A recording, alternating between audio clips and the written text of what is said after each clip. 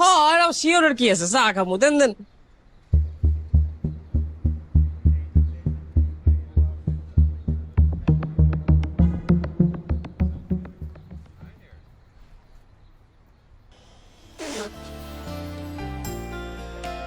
এটা কি চা নাকি চিরতর রস? এটা টেস্ট এমনই, এটাকে গ্রিন টি বলে। আপনার চা আপনি খান। ভাই আপনি এত ইনোসেন্ট কেন বলেন তো? কিরম তেতো তেতো লাগে, কোনো স্বাদ মাত কিছু নাই। আমাকে ডাকছে, আমি আসি। Bye bye.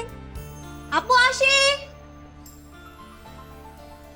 তাড়াতাড়ি আয়। কি আপু? আসছে। চাটা দে। তুমি চা কি করবা? তুমি চা খাবা? হ্যাঁ চা খাবো। আমি আরেকটা বানাই এনে দিচ্ছি। বানানোর দরকার না, আমি এখান থেকে খাবো। কোনো সমস্যা? তুমি আমার চা কেন খাবা ভাইয়া? কোনো অসুবিধা আছে? কি হয়েছে? কি হয়েছে ওরে জিজ্ঞেস করো, তোমার বোনেরই জিজ্ঞেস করো। ও কি করছে জানো? আমাদের বাড়ির কাজের ছেলে খায়রুলের সাথে এক কাপে চা ভাগাভাগি করে খাইছে। আমাদের কি চায়ের অভাব আছে? চায়ের বাতির অভাব আছে নাকি কাপের অভাব আছে? কেন এক মগে খাইতে হবে? Why? কিরে, কি শুনতেছিস এসব? আপু ভাইয়া ভুল বুঝতেছে, তেমন কিছুই না। খায়রুল ভাই কখনো গ্রিন টি খায় নাই, সো এই চলে একই ইয়াতে খাইতে হবে? আমার মান সম্মান কোনো কিছু? আরে তুমি ওরে খালি বকতেছো কেন? কেন বকবো তোমারে? আমারে কেন বকবা? এই কেসে তো আরেকজন আসামি আছে, ওকে বলবা? কে? ও লোক আমার চায়, আমাদের রিসেপশনে চায়। ও লোক আমাদের বাড়ির কাজের ছেলে। খায়রুল কিছু তাহলে করছে না? তোর গার্জিয়ানকে বলবা? গার্জেন কে? গার্জেন তো আমি। তোমার গার্জিয়ান কে? আব্বা।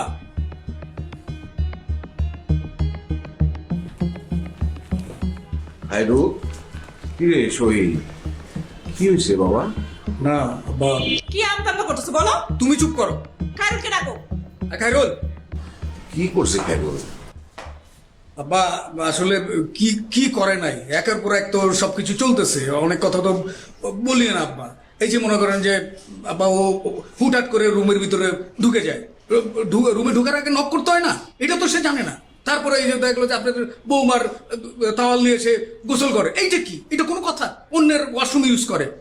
আর ওর মুখে যে চা খেয়েছে সেটা বলো। হ্যাঁ, এই যে আমার শালির মগে সে চা খায় কেন?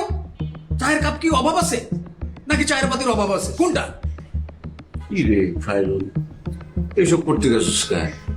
হ্যাঁ বাবা আমি তো বুঝি নাই, আমরা তো গ্রামে একই গামছা সবাই ব্যবহার করি, একই গ্লাসে পানি খাই। এখানে যে সবার সবকিছু আলাদা, সবাই যে ভেতরে ভেতরে এত আলাদা। গ্রাম আর শহর আলাদা, পার্থক্য বুঝতে হবে।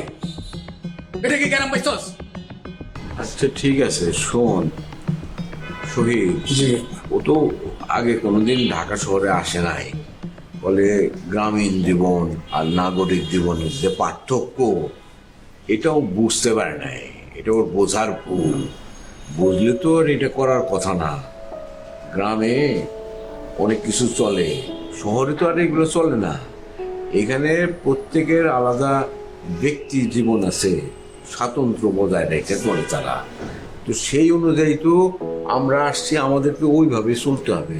তো তুই বৌমার টাওয়েল নিতে গেছস, তোর চা খাওয়ার দরকার, তুই বলবি অন্য কাপ নিবি, না পাইলে তোর মারে বল, সে দিবে জোগাড় করে, কাপ কোথায় সে খুঁজে দিবি তোরে। এগুলো তুই কেন করতে গেছস? আর কোনোদিন যেন এগুলো না হয়। বৌমার কাছে মাপ চাচ্ছি, এটা আর করবি না, বল তাহলে বল। আব্বা আমি সরি আব্বা, আব্বা আমি নিজেই আপনার বৌমার কোনো কিছু টাচ করি না, এটা পার্সোনাল ব্যাপার। এগুলো এগুলো তো বুঝতে হবে। বুঝতে তো হবেই। ভাবি বুঝতে পারি নাই, এরকম আর হবে না। ঠিক আছে। কি রে, এটা কি বললি তুই? এইখানে আসছি আমরা, সবার সাথে মিলামিশা থাকতে হবে। আর তোর তো আগেই বলছি যে বেশি ঘেসিস না, কথাবার্তা কম বলবি। সেখানে তুই ওগুলো কি শুরু করছস? হ্যাঁ আঙ্কেল, ভাইয়ার আসলে দোষ নাই। উনি কখনো গ্রিন টি ট্রাই করে নাই, তো জাস্ট টেস্ট করতেছিল। ঠিক আছে, বুঝছি মামা, বুঝতে পারছি। যাও তুমি যাও, যাও।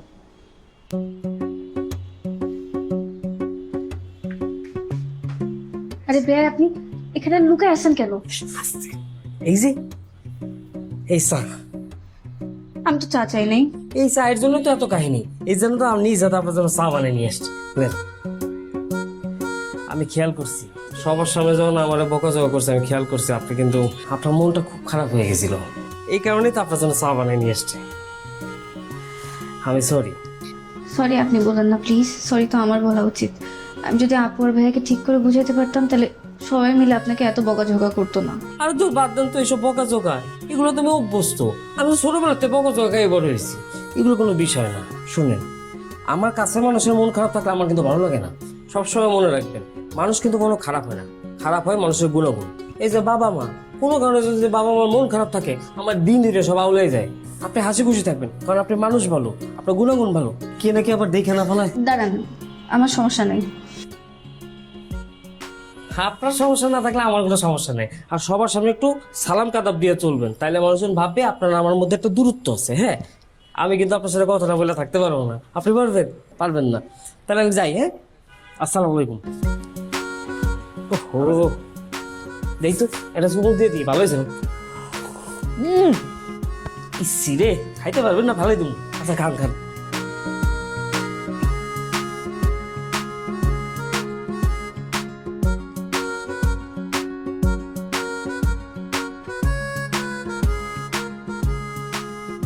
আসসালামু আলাইকুম। ওয়ালাইকুম আসসালাম। কেমন আছেন? জি ভালো, আপনি ভালো? ভালো তো। কি ব্যাপার, আপনি ছেলের বাসায় আসেন না কেন? অনেকদিন পরে দেখতেছি, ঘন ঘন আসতে হয়। আমার ঢাকা শহরে তেমন আসা হয় না। গ্রামের মানুষ, গ্রামের আলো বাতাস, আবহাওয়া, ওইটাই ভালো লাগে। ঢাকা শহরে তেমন সুবিধা হয় না।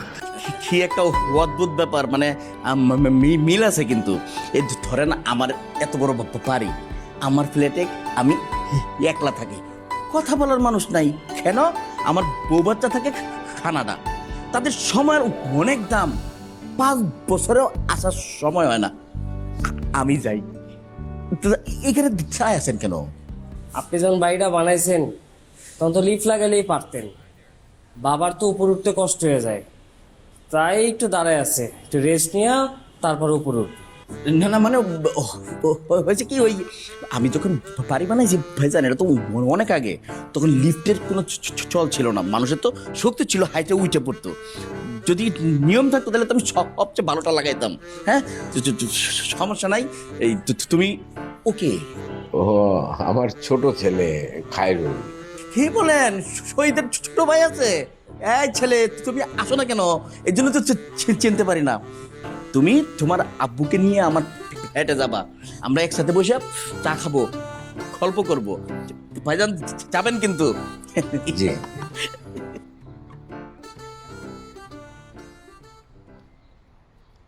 মিথ্যা কথা বললি কেন? হ্যাঁ, সত্যি কথা বলাটা কি ঠিক হইতো?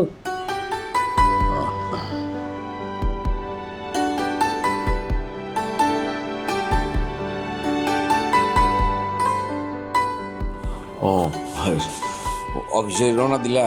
হ্যাঁ আব্বা যেতেছে। আব্বা তুমি এখানে কি করতেছো? হ্যাঁ, তোমার সাথে একটু কথা বলতে চাইছিলাম।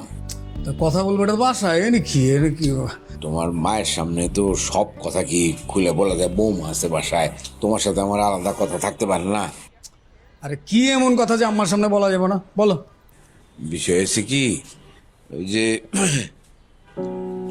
তোমার সাথে রাতে একদিন কথা হইলো না ফোনে, যে বাড়ির ব্যাপারে, ওই যে বন্ধক দিয়া যে কিস্তি দিতে পারতেছি না, তো তুমি তো সেই বিষয়টা নিয়ে কোনো কিছু চিন্তা করছো কিনা, তোমার তো পরিষ্কারভাবে সবকিছু আমি বুঝাইতে পারছি কিনা, এই বিষয়টা নিয়ে তো কথা বলা দরকার। তুমি তো বুঝতেছো না যে মেম্বার কিরকম তাগাদা শুরু করছে আর কি। হ্যাঁ আব্বা, তুমি ঢাকায় আছো, ঢাকা নিয়ে চিন্তা করো, তুমি গ্রাম নিয়ে তো ভাবতেছো কি লেগে? আর আমি তোমার ব্যস্ত, পরে কথা হবে না। তুমি আব্বা, তোমরা না মানে বুঝতেছি না কিছু। আরে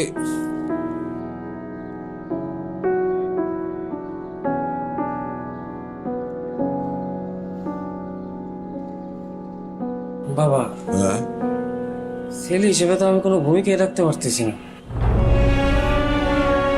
তুই কি ভূমিকা রাখবি? সামান্য কিছু টাকার জন্য তো আমরা গ্রামে ঢুকতে পারতেছি না। ছোটবেলা থেকে তো আমারও পড়ালেখা করেছি, কিছু তো করতে পারতেছি না। শহীদ ভাই সব কিছু বুঝাও জানা না বোঝার ভান করতেছে। ও বিষয়টা ওর সঙ্গে আলাপ করা হয় নাই তো এখনো। আলাপ করলে বুঝবে না কেন? সে কি অবুঝ? নিশ্চয়ই বুঝবে, একটা তো বন্দোবস্ত হবেই।